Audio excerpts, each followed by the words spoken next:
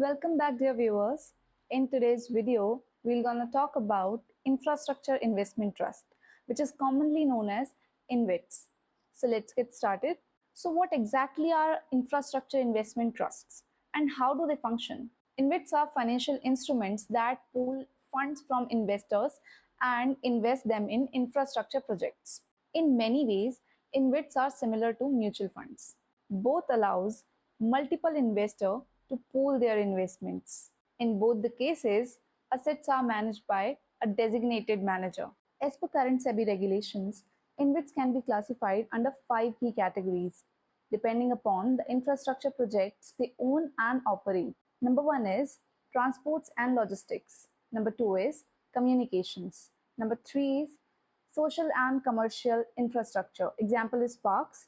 Fourth one is water and sanitation, like irrigation networks. And the last one is energy, such as power generation and distribution. Some of the mandatory SEBI regulations for InvITs are as follows. An InvIT must invest at least 80% of its total assets under completed infrastructure projects which can generate revenue. Rest of the 20% could be invested in under construction projects that is approved by SEBI or in mutual funds like money market instruments. InvITs must distribute at least 90% of their income to their unit holders as dividends on biannual basis. Now the question is, how InvITs generate revenue for investor? Well, an InvIT generate revenue for their investor by operating the infrastructure projects that it owns. For example, suppose a bridge company charges a toll of rupees 50 for every car crossing that bridge.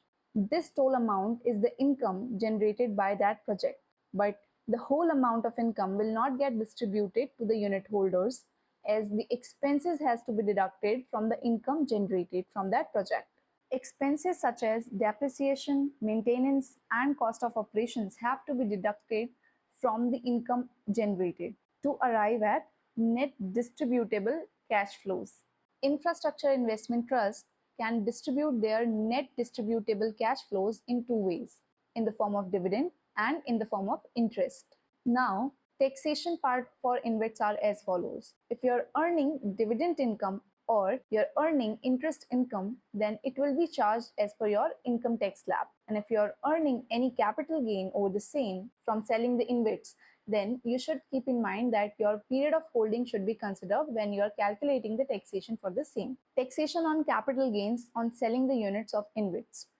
If you are holding the units for more than 3 years, that is considered under long-term capital gain. And if you're selling it out, then over and above 1 lakh will be taxed at the rate of 10%. And if you're selling it before 3 years of time frame, then you will be attracting short-term capital gain, which will get taxed at the rate of 15%. Thanks for watching this video and stay tuned for more informative content. And until then, stay financially empowered.